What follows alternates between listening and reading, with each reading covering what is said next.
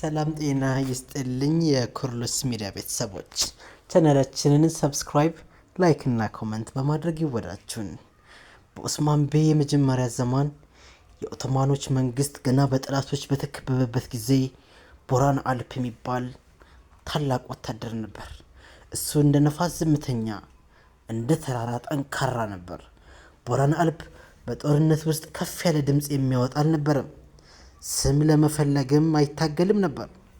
ግን በእያንዳንዱ አደገኛ ጦርነት ጊዜ ሰይፉ ሁል ጊዜ መጀመሪያ የሚወጣውና መጨረሻ የሚመለሰው የሱ ነበር። ለኦስማን ቤይ ብቻ ሳይሆን ለፍትህ፣ ህልም፣ ታማኝነት ቃል ገብቶ ነበር። አንድ ክረምት ቀን በድብቅ ቦታ የተሰወረ የባይዛንታይን ጠላት ካምፕ እየተዘጋጀ መሆኑ ተሰማ። ኦስማን ቤይ አልፖችን ሰብስቦ ላከ።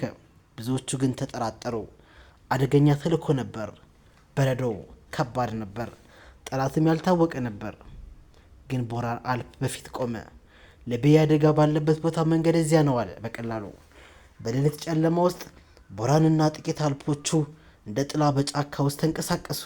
የጠላት ካምፕ በተራራ ተደብቆ አገኙት። በቀጥታ መግባት ከመፍጠር ይልቅ ቦራን 2 ቀን ተመልክቶ ጠባቂዎችን ሁሉ ተማረ። የተሳሳተ ቦታ አገኘ። ጊዜው ሲደርስ በትክክል ተንቀሳቀሰ። ያለ ብዙ ድምጽ፣ ያለ የተሳሳተ እርምጃ ካምፑ ከማለዳ በፊት ዝም ብሎ ወደቀ። የስለላ ኃይሉ ከመጀመሪያ በፊት ተበታተነ።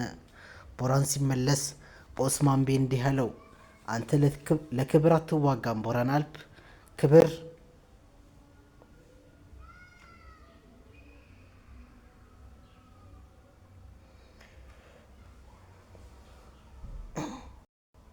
ለሌሎች እንዲወለድ ነው የምትዋጋው።